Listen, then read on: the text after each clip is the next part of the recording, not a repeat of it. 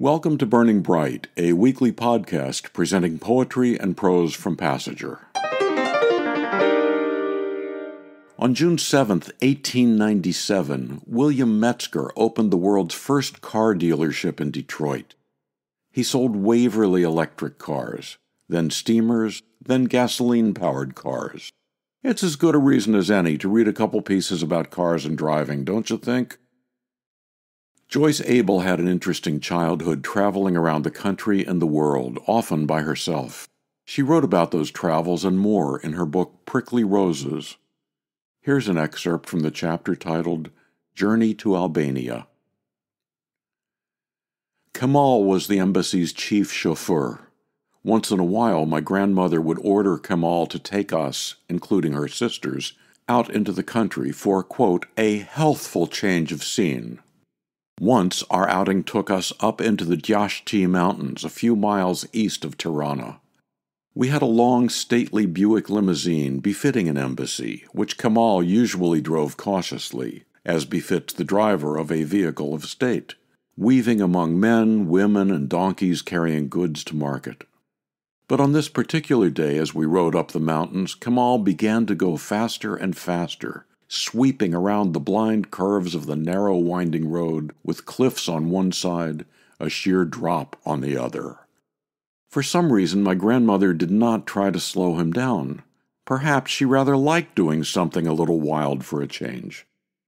As Kemal barreled up the mountain path, we continued to pass and barely miss a wide array of humanity. Farmers with carts carrying chickens and ducks, women wearing huge baskets of laundry or produce on their heads, lanky cows plodding slowly in spite of being constantly whipped with willow branches by children, Greek Orthodox priests astride their ragged donkeys, clopping slowly down the mountain, young couples holding hands and laughing. Finally, Kemal rounded a corner too fast and collided with a cart drawn by a donkey and filled with cackling geese. The donkey panicked and ran over the precipice. The cart would have followed if it hadn't, by a miracle, gotten hung up on a small tree.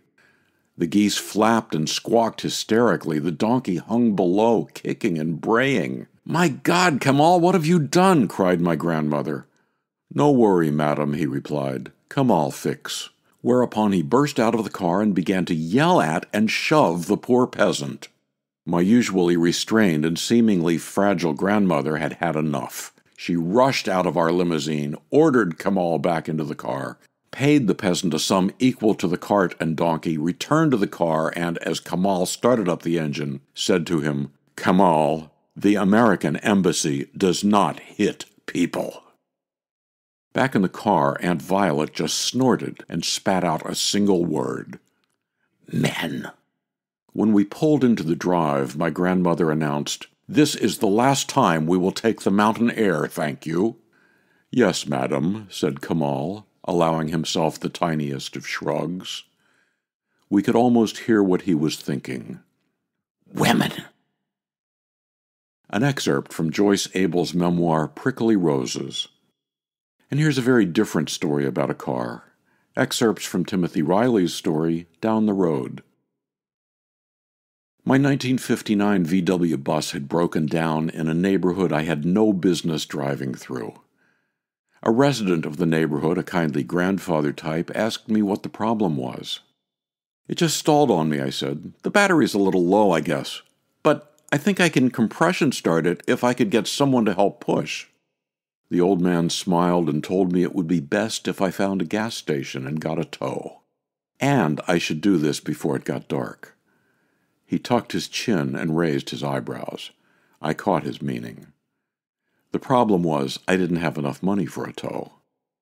My VW bus had been for the most part a reliable companion, but I was now forced to abandon my old friend to uncertainty in a hostile environment. I might return to a scavenged hulk, or worse yet, a mere oil stain, marking the vehicle's last known whereabouts. "Where's the nearest gas station?" I asked the old man. "About 2 miles that way," he said, pointing south. A little while later, I was walking past the empty parking lots of industrial complexes, my feet crunching the glitter of shattered beer and whiskey bottles. It was then I began to feel a hard chill. It was a lonely and brutal place. The sky was darkening with rain clouds, and I realized that I had left my jacket in the bus. My wallet and keys were in my jacket. My father was right. I was scatterbrained, irresponsible. Excerpts from Timothy Reilly's story, Down the Road, from Passager's Winter 2017 issue.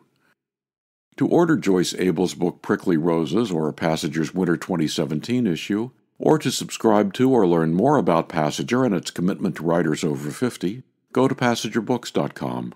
You can download Burning Bright from Spotify, Apple and Google Podcasts, and various other podcast apps. For Kendra, Mary, Christine, Roseanne, and the rest of the Passager staff, I'm John Shore.